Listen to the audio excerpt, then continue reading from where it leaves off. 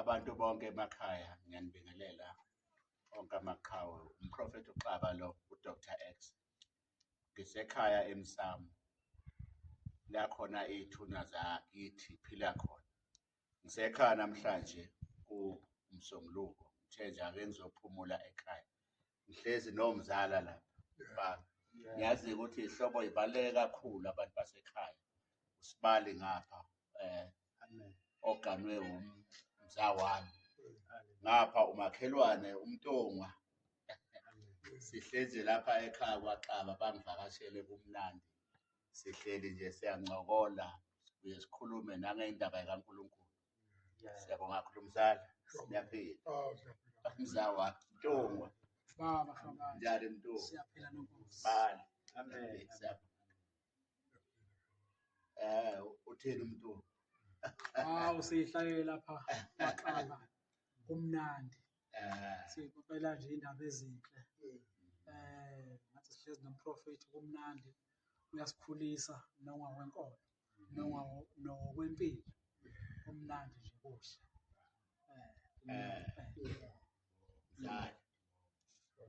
Uthini umzala? Hhayi, sobathi ngithi hawu inkululeko yokuhlala nawe sixoxe uNkulunkulu abonge.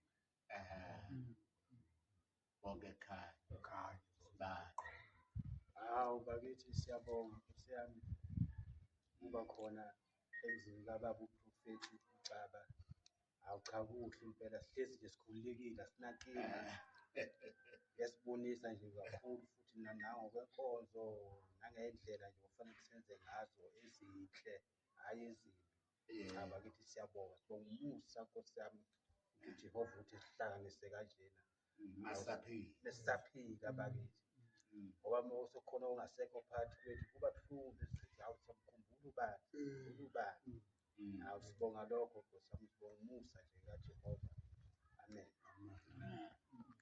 Hhayi asibonge nathi mhlobo wakhe noNkosi.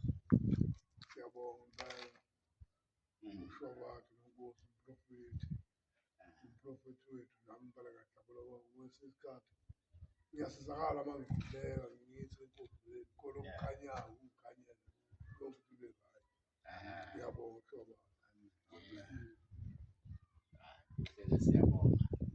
uNkulunkulu anibusise nonke phela nginibusisa ngisemsamo wasekhaya. uNkulunkulu anibusise nonke emaqhawe ey'ndaweni zonke.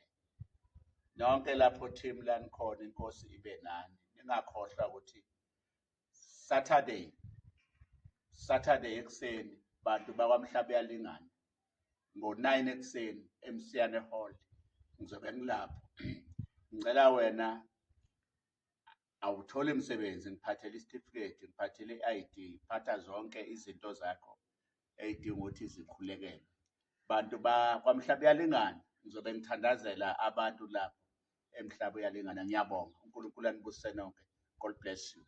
Siyabonga kakhulu. Siyabonga. Nonkosi.